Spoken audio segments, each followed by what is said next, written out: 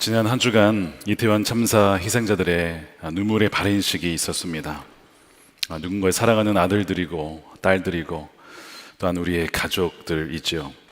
뉴스를 보니까 여러 차례 신고가 있었습니다. 사건 발생하기 4시간 전부터 인파가 몰려서 사태의 심각성을 알리고 신고를 했지만 경찰의 대처와 선택이 너무 안이했고 또한 늦었다는 것이 밝혀지고 있습니다. 경찰청도 그것을 인정했고 또한 정부는 진상규명을 하고 있는 중입니다. 만일 초기에 걸려온 전화에 재빠르게 대처했더라면 과연 156명에 되는 고귀한 생명이 생명을 잃었을까 하는 생각이 듭니다. 누군가의 잘못된 선택과 판단이 가져온 비극적인 사건이 아닐 수 없습니다. 그러나 동시에 나라를 위해서 또한 다음 세대를 위해서 더 많이 기도하지 못한 우리의 책임도 크다고 볼 수 있습니다. 오늘 본문에 보면 지난주에 이어서 빌라도는 재판석에서 이제 예수님을 또 그분에 대한 판결을 내려야 할 위치에 있습니다. 그저 이 빌라도는 예수님을 채찍을 좀 때려서 보낼 생각이었습니다. 왜냐하면 죄가 없다라고 생각을 했기 때문이죠. 그런데 그의 그러한 선택에 대해서 뒤흔드는 소리가 있었으니 바로 군중들의 외침이었습니다. 6절에 보니까 십자가에 못 박으시오, 십자가에 못 박으시오 라는 사람들의 함성이 들려옵니다. 판결할 권한이 빌라도에게 있는데 이미 군중들은 사법적인 결정을 내린 상태입니다. 로마에 사형들인 십자가에 예수님을 못 박아 죽여야 한다는 것이죠. 빌라도는 계속해서 그들을 설득하려 합니다. 당신들의 왕을 십자가에 못 박으란 말이요. 하지만 그럴수록 군중들은 더욱더 그를 없애버리라고 외치죠. 15절에 보니까 그들이 외쳤다. 없애버리시오, 없애버리시오. 그를 십자가에 못 박으시오. 지금 이들은 하나님의 아들이신 그리고 왕이신 예수님을 죽이라고 외치고 있습니다. 예수님을 전혀 알아보지 못할 뿐만 아니라 예수님을 죽이라고 하는 끔찍한 일이 벌어지고 있는 것이죠. 그러나 이미 요한복음 1장에서 성경은 이렇게 얘기를 하고 있습니다. 1장 11절입니다. 예수님이죠. 그가 자기 땅에 오셨으나 그의 백성은 그를 맞이하지 않았다는 것이죠. 그들은 자신의 참된 왕을 선택하지 않고 거짓된 가짜 왕을 택합니다. 15절에 보면 대제사장들이 대답하였다. 우리에게는 황제 폐하 밖에는 왕이 없습니다. 대제사장의 말입니다. 예수님을 죽이고 황제가 진정한 왕이라는 것이죠. 우리가 여기서 발견할 수 있는 작은 메시지가 있는데 군중들의 소리가 반드시 진리는 아니라는 것입니다. 물론 민주주의의 기본 원칙은 무엇이죠? 다수결입니다. 그리고 사람들의 귀를 기울이는 것이 또한 지혜이기도 합니다. 그러나 항상 그렇지는 않다는 것이 바로 오늘의 케이스가 보여주는 것이죠.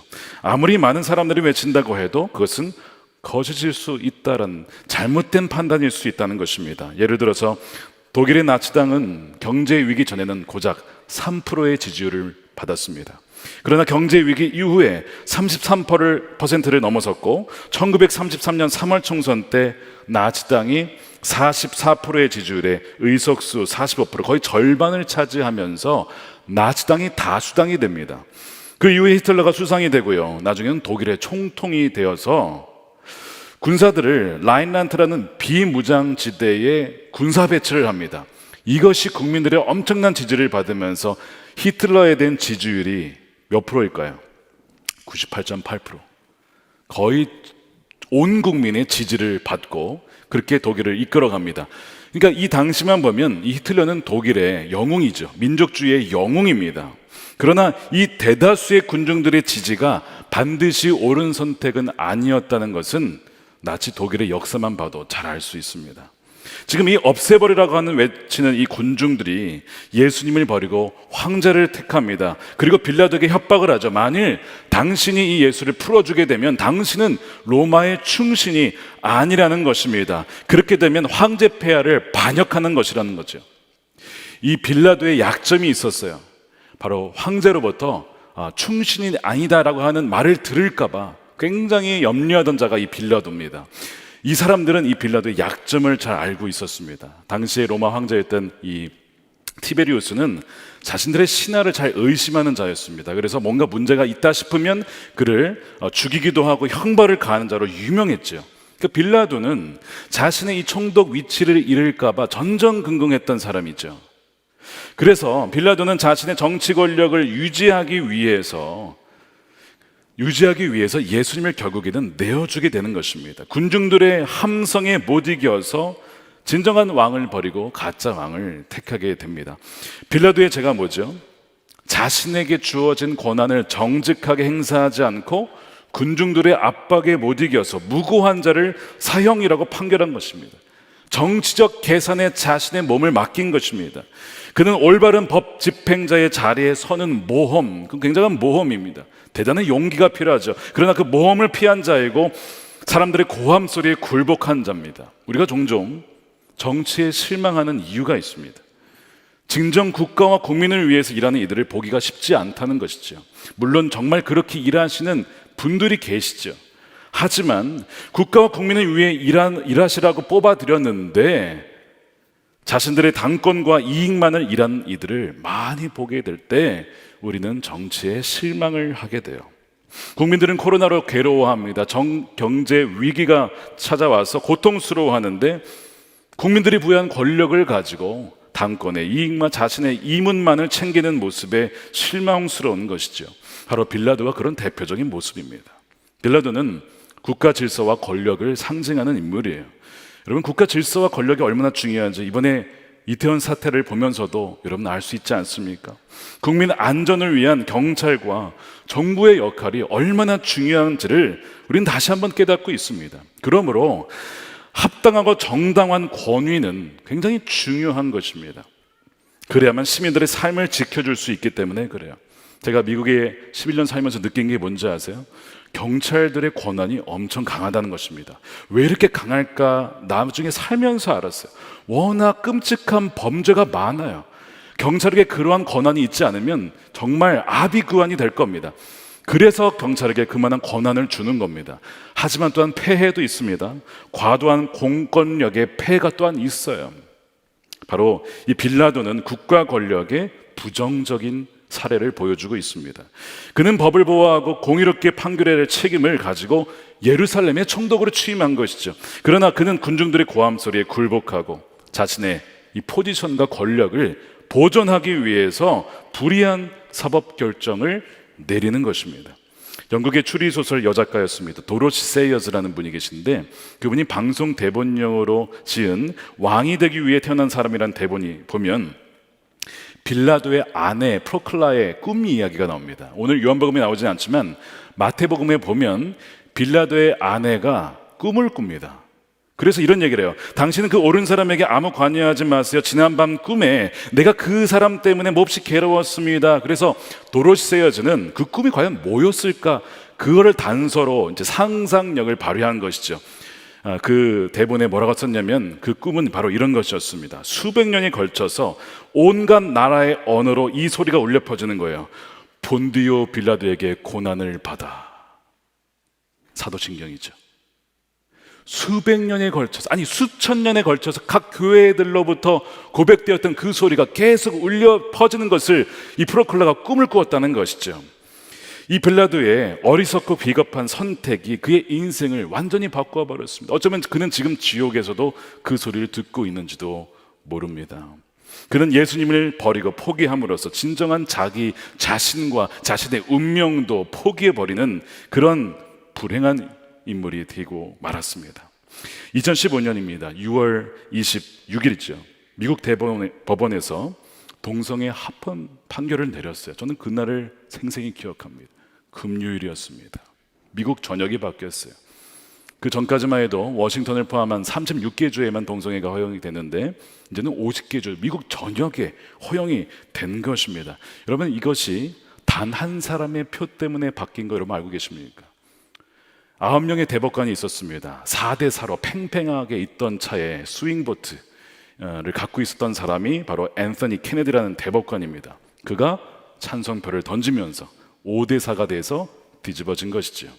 한 명의 영향력이 여러분 이렇게 크다는 거예요. 저는 그날 그걸 느꼈어요. 야, 한 명이 나라 전체를, 역사를 바꿀 수 있다니, 비록 이것이 부정적인 영향력이긴 했지만 저는 그날 이후로 정말 소수의 하나님의 헌신된 일꾼과 제자를 길러내야겠다라고 하는 그런 기도를 드리고 그런 다짐을 했습니다. 그날이 금요 성령 집회였어요. 제가 그날 정말 울면서 말씀을 전하면서 얼마나 하나님께 기도했는지 모릅니다.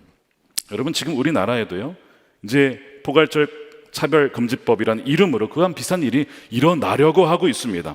자신의 성을 선택할 수 있다는 결정권이 있다라고 가르치는 일들, 그런 어처구니 없는 지경에까지 이제 곧 이룰 수 있다는 거, 이미 미국은 그렇게 되고 있거든요. 여러분, 우리가 깨어서 기도해야 할 때라는 것입니다. 하나님을 두려워하고 정말 정직한 정치인들과 입법자들이 담대하게 일할 수 있도록 기도해야 합니다. 그러므로 여러분 중에 작더라도 어떠한 권한을 가지고 있는 분이 계시다면 여러분의 선택에 신중을 기해야 합니다. 여러분이 교육계에 계시든지 경제계든지 정치계든지 사회든 문화든 여러분들이 한 가정을 맡고 있든 간에 결코 빌라도처럼 이 자신의 유익 계산에 의해서 경제적인 이문을 위해서 무엇을 선택해서는 안 된다는 것입니다. 역사는 반드시 여러분의 선택을 기억할 것입니다. 무엇보다 가장 의로우신 재판장이신 하나님께서 그 선택에 대한 책임을 반드시 물으실 것입니다. 여러분, 한 사람의 영향력을 결코 무시하지 마시기 바랍니다. 그렇게 한 사람의 영향력이 크기 때문에 사탄은요 24시간 우리에게 다가와서 유혹해요. 자신의 편이 되게 하려고, 사로잡으려고 계속 다가온다는 것입니다. 그래서 우리도 얼마든지 빌라도가 될 수 있어요. 우리도 얼마든지 우리의 이익을 위해서 빌라도처럼 비겁한 선택을 내릴 수가 있다는 것이 얼마나 두려운 일인지 모릅니다.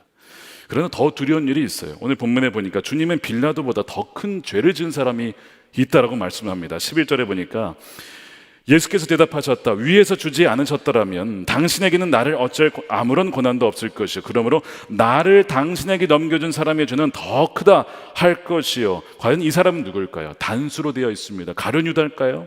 그러나 가룟 유다는 직접 빌라도에게 예수님을 넘겨준 사람은 아닙니다. 그렇다면 후보는, 가장 강력한 후보는 바로 가야바입니다. 대제사장 가야바예요. 그가 바로 예수님을 넘겨준 거예요. 그가 자신의 종교 권력을 위협하는 자로 예수님을 지목했고 그를 지금 사지로, 사형으로 몰아가고 있는 것이죠. 그의 죄가 훨씬 더 크다라고 말씀하고 있는 것입니다. 저는 이 말씀을 묵상하는데 참 두려운 마음이 들었어요. 왜냐하면 이 말씀은 저와 같은 종교 지도자들, 정말 종교교회에 있는 자들에게 정말 그 죄가 훨씬 더 클 수 있다는 것을 경고하고 있는 말씀이기 때문에 그렇습니다. 그러니까 여러분들은 빌라도처럼 될 수 있는 위험이 있다면 저는 가야바처럼 될 수 있는 위험이 있는 것이죠. 한국교회가 정말 한국에 얼마나 선한 영향력을 미쳤습니까? 국가의 위기 속에서 정말 나라가 하나 될 수 있도록, 위기를 극복할 수 있도록 기도하며 이 정말 대한민국을 살린 것이 또한 교회인데요, 한편으로 대한민국에 또한 근심거리를 준 것이 교회이기도 합니다. 문제를 해결해야 될 교회가 오히려 문제가 되어버리는 일들이 종종 있어 왔고 그 중심에 종교 지도자들이 있었다는 것을 우리는 부인할 수가 없을 것입니다. 지난 주간 지방에 수련회에 다녀왔는데 저보다 한참 선배님이신 목사님 두 분께서 저를 따로 부르시는 거예요. 잠깐 와보라는 거예요. 아, 이제 군기 교육시킨 거나 보다 하고 도대체 무슨 말씀을 하실까 정말 졸졸졸졸 한참을 따라가서 멀리 갔습니다. 어딘가 불러서 저를 딱 앉히시더니 말씀을 하시는 거예요. 긴장하고 들었습니다. 근데 이런 말씀을 하시는 거예요. 목사님, 앞으로 이거 조심해야 됩니다. 이것도 조심해야 됩니다. 이것 때문에 무너질 수 있습니다.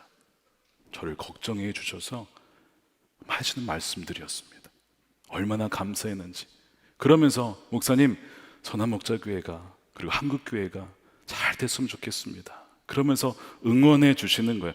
제가 엄청 쫄았는데 그 말씀해 주셔서 한편으로는 긴장이 풀리면서 너무나 감사하다. 주님께서 저에게 이분들을 통해서 음성을 주시는구나 하는 것을 깨달았어요. 한 주간 제가 하는 일들을 이렇게 쭉 돌아보면 주로 결정하는 일들이 참 많더군요.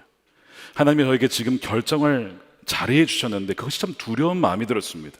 내가 만약 잘못 결정하면, 잘못 선택하면, 그래서 하나님 보시기에 어긋난 결정을 하게 되면 그 책임을 저에게 물으실 텐데, 주님, 정말 주님이 기뻐하시는 것이 무엇입니까? 주님이 원하시는 것이 무엇입니까?를 날마다 물으며 자기를 부인하며 정말 성령으로 충만하지 않으면 안 된다라는 그런 위기감을 갖고 있어요.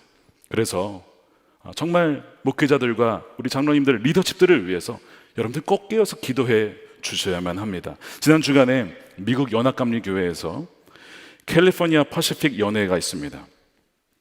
두 번째 동성애자 흑인 남성 감독이 선출이 되었어요. 두 번째입니다. 첫 번째는 레즈비언 감독이었습니다. 이제 두 명이 된 거예요. 교단 법에는 성경 말씀대로 동성애 금지, 안수 금지, 결혼 주례 금지로 되어 있습니다.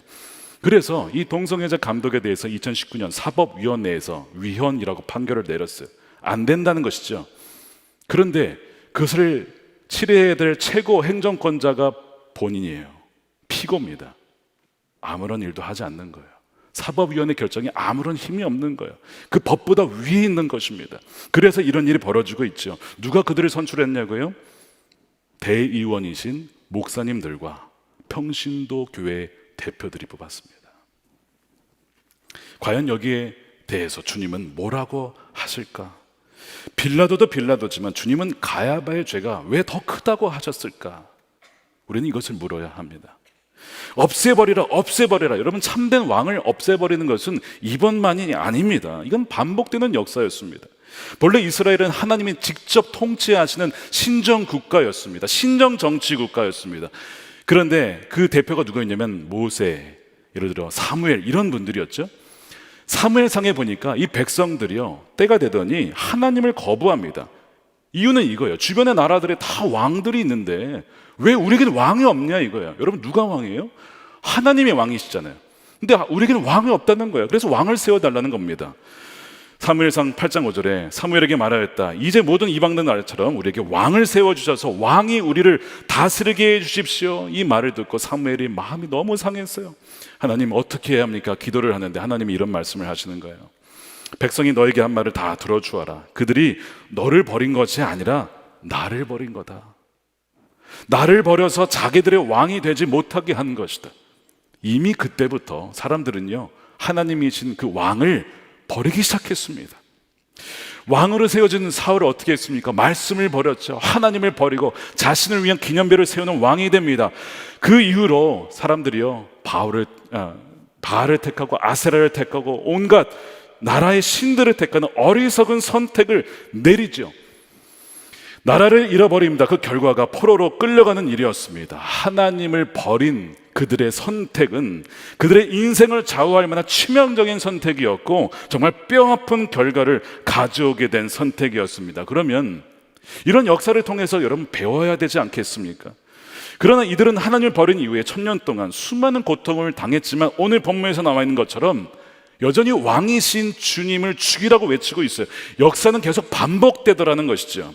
여러분, 고통보다 더 고통스러운 것은 바로 고통을 통해서 배우지 못하는 여러분 고통이라는 것입니다. 본문의 대제사장과 군중들은 자신들이 지금 무엇을 하고 있는지 안다라고 생각하지만 전혀 모르고 있습니다. 그들의 선택이 결국에는 지옥으로 향하고 있다는 것을 그들은 전혀 모르고 있어요. 여러분, 이런 어리석은 선택의 반복이요, 이들에게만 해당되는 것이 아닙니다. 이것이 우리들도 마찬가지일 수 있어요. 십자가에 못 박으라는 것이 의미하는 것이 왕을 거절하는 것이라면 여러분, 우리는 한 주에도 얼마나 많이 자주 예수님의 왕되심을 거부합니까? 하나님, 그냥 애들 교육 문제는 세상에서 잘 나가게 하는 방법이 있습니다. 그냥 그 방법대로 할 수 있도록 제가 알아서 할게요 라고 할 때 우리는 예수님을 거부하는 것이죠. 재정 문제, 회사의 재정 문제는 이거는 믿음의 영역이 아니잖아요. 이건 내 전문이니까 이건 내가 마음대로 할 수 있도록 내버려 두세요 라고 할 때 주님을 거절하는 것입니다. 부부간의 문제 마찬가지죠. 배우자의 문제, 우리가 알아서 할게요. 하나님이 뭘 할 수 있겠습니까? 기다려봤는데 아무런 힘이 없던데요. 그럴 때마다 우리는 주님을 못 박는 것이고 거절한 것입니다.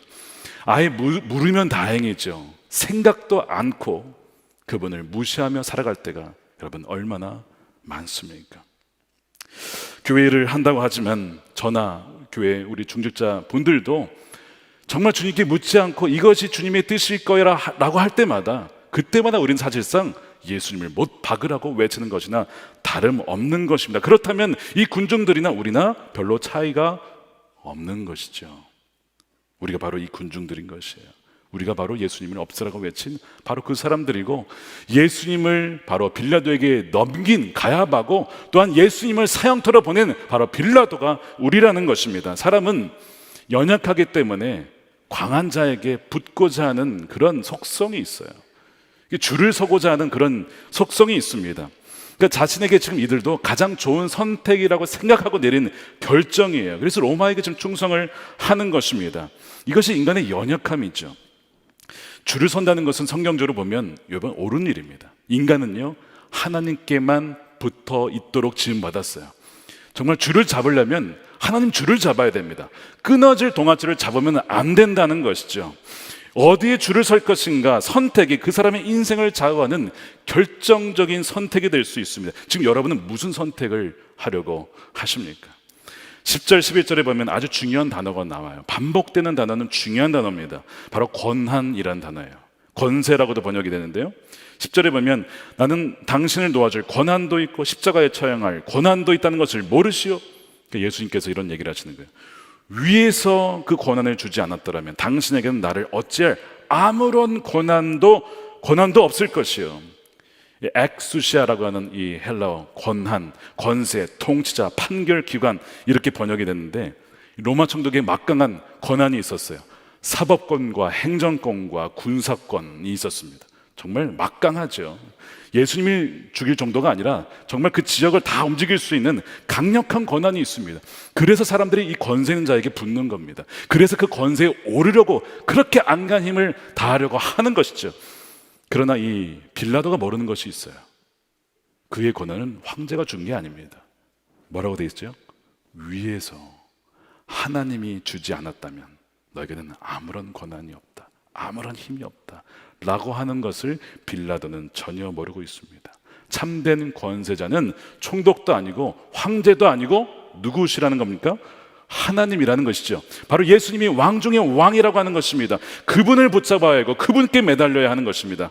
그러나 이 빌라도와 이 군중들, 가야바, 바로 참된 권세자이신 주님을 버리는 선택을 하죠. 최악의 결정입니다. 최악의 선택입니다. 그러나 하나님은요 참된 권세자의 그러한 선택을 사용하셔서 오히려 그분은 우리를 선택하시는 거예요. 어떻게 해요? 하나님께서 예수님을 십자가에 죽게 하심으로써 하나님은 우리를 선택하시는 것이고, 예수님은 묵묵히 아무런 항변도 하지 않고 채찍에 맞으시고 십자가에 죽으심으로써 우리를 선택하시는 것입니다. 이게 놀라운 하나님의 지혜인 것이죠.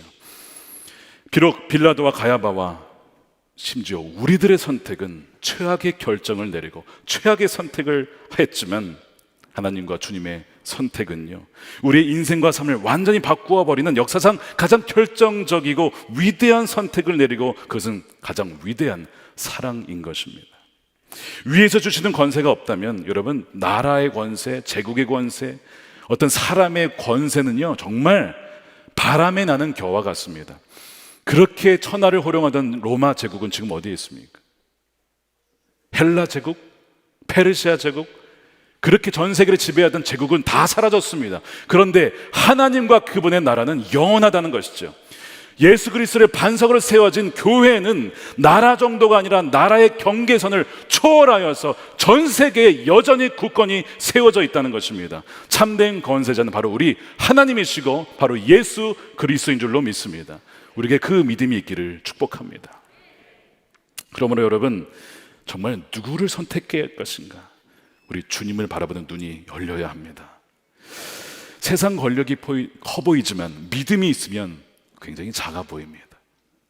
제국이라 봤자 하나님 나라에 비하면 아무것도 아닌 것이죠. 강력해 보이지만 아주 보잘것없는 것입니다. 바로 믿음이 그거를 바꾸는 것이죠. 주님이 왕이시라는 이 믿음은 세상을 뒤집어요. 그러나 세상을 뒤집는 것이 아니라 실상 이 믿음이 세상을 원래 참된 현실을 뭐죠? 하나님이 실상 참된 권세자이시고 이 세상을 통치하신다고 하는 그 참된 현실로 믿음이 바로 잡는 것입니다. 여러분, 주님이 진정한 권세자이십니다. 다윗이 사울에게 쫓기면서 권세자에게 정말 부당한 대우를 당하면서 억울하게 죽임의 순간까지 몰고 가죠. 그러는 중에 시편 62편에서 깨달은 것을 이렇게 고백을 해요. 시편 62편 9절에 신분이 높은 사람도 속임수에 지나지 않다. 억압하는 힘을 의지하지 말고 재물이 드러나라도 거기에 마음을 두지 말아라. 이게 다 사라진다는 것입니다. 하나님께서 한 가지를 말씀하셨을 때 나는 두 가지를 배웠다. 권세는 하나님의 것이요 한결같은 사랑도 주님의 것이다. 왜? 재물도 우리를 배신하고 권세자도 우리를 배신하지만 하나님의 사랑은 결코 우리를 배신하지 않는다는 것입니다. 하나님은 우리를 선택하셨다는 거예요. 십자가에서 우리를 택하셨다는 것입니다. 그거를 다윗이 깨달은 거예요. 믿음으로 보니까 권세는 하나님의 것이다. 이것이 참된 현실이에요. 그래서 하나님이 아닌 헛된 권세를 택한 이들에 대한 선택에 대해서 하나님은 책임을 물으실 거예요. 주님께서는 각 사람에게 행한 대로 갚으시기 때문에 그렇습니다. 여러분, 바벨론과 같은 우리가 세상이 되어가는 것을 보고 있어요. 세상은 점점 더 믿음을 지키기 어려운 세상 속으로 가게 될 것입니다. 주님이 다시 오실 때에 뭐라고 하셨냐면 내가 믿음을 볼 수 있겠느냐라고 하셨거든요. 그 얘기는 참된 믿음을 가진 자가 적다는 것입니다. 왜요? 이 세상이 점점 그렇게 갈 것이기 때문에 주님이 아니라 헛된 권세와 우상에 굴복하는 이들이 많아질 거라는 것입니다. 여러분, 정신을 깨어서 영원히 깨어 있어야 합니다. 누구에게 우리의 영원한 충성을 드릴 것인가? 여러분, 여기서 헷갈리면 안 된다는 것이죠. 오늘 본문은 분명하게 말씀하세요. 하나님이 우리의 유일한 왕이시라는 것입니다. 바벨론과 페르시아 제국에서 신앙을 지켜야 했던 이번 다니엘을 생각해 보세요. 기도도 못하게 합니다. 여러분, 언젠가 그런 시대가 올지도 몰라요. 이미 다른 나라의 어느 곳에서는요, 여러분 아실 거예요. 기도도 성경도 읽지 못합니다. 갖고 있으면 죽는 나라도 있습니다. 그런 시대가 올 수 있습니다. 거기에서 다니엘은 신앙생활을 하는 거예요. 숱한 모함과 시기와 목숨의 위협을 당합니다. 기도 금지령이 떨어졌어요. 여러분 어떻게 해야 됩니까? 선택해야죠. 페르시아 제국과 그 왕과 법을 따를 것이냐 아니면 진정한 왕이신 하나님을 선택할 것이냐, 이 기로에 놓인 거죠. 그때 다니엘은요 고민하지 않고 당연히 하나님께 무릎을 꿇습니다. 기도를 드리는 거예요. 그 결과는 뭐였냐면 사자굴에 던져지는 사형이었습니다. 근데 하나님께서 그를 돌보아 주셨어요. 마침 사자들의 입맛이 없었어요. 입을 벌리질 않는 거예요. 먹지를 않네. 하나님 다 그 전에 아마 고기를 먹었는데 하여튼 하나님이 다 술을 이미 다 써놔가지고 다니엘이 맛이 없도록 사자를 다 조치를 해놓으셨어요. 여러분, 이 다니엘의 이 기도는 사실상 여러분 정치적인 결정이었습니다. 뭐였냐면, 여러분 기도가 뭐냐면 참된 왕이신 하나님께 무릎 꿇는 것입니다. 그분의 나라에만 충성하는 것이죠. 그래서 기도는 참된 왕이신 하나님께 무릎을 꿇고 그분의 나라가 이 정말 바벨론과 같은 페르시아와 같은 제국 가운데 임하게 해달라고 하는 사실상 굉장히 정치적인 행위입니다. 여러분, 하나님 나라, 왕, 정치적 용어거든요. 기도는 바로 그 나라가 이 땅에 오게 해달라고 하는, 그 왕이, 참된 왕이 여기에 좌정하게 해달라고 하는 것이 바로 기도인 것이죠. 다니엘은 바로 페르시아의 제국의 한복판에서 담대하게 그렇게 무릎을 꿇었던 것이죠. 여러분, 교회가 해야 될 참된 정치가 뭔지 아십니까? 바로 이렇게 담대하게 오직 하나님만 충성하고 그분께만 충성하고 그분만 두려워하여서 어느 순간에 있든지 담대하게 기도할 수 있는 그들을 길러내는 것이 교회의 참된 정치입니다. 하나님께만 충성하고 하나님만 사랑하며 정말 어떠한 상황 속에서도 그분의 뜻만을 따르고 나아가는 그들을 길러내는 것이 교회가 해야 될 중요한 정치적인 책무인 것이죠. 그래서 하나님은요 그 신실한 백성들을 통해서 일하시고 그들을 통해서 이 세상에 하나님의 나라가 오게 하는 줄로 믿습니다. 그리하여 이 세상의 모든 불의와 거짓과 또한 부패가 떠나가게 하는 겁니다. 자, 이들은 결정적인 인간의 어떤 인생의 기로에서 지금 왕이신 예수님을 버렸습니다. 못 박으라고 하는 지울 수 없는 죄를 지었습니다. 그런데 하나님은요 정말 자비의 하나님이세요. 주님은 정말 긍휼의 주님이십니다. 이들에게 다시 한번 기회를 주시는 거예요. 왜요?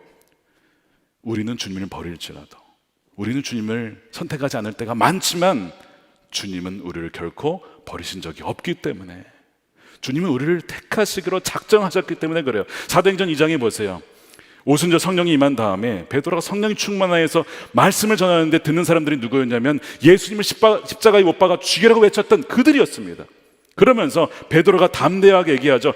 당신들이 그를, 예수님을 무법자의 손에 빌어서 십자가에 못 박아 죽였습니다. 하나님은 이 예수를 주와 그리스도로 삼으셨습니다. 당신들은 유죄입니다.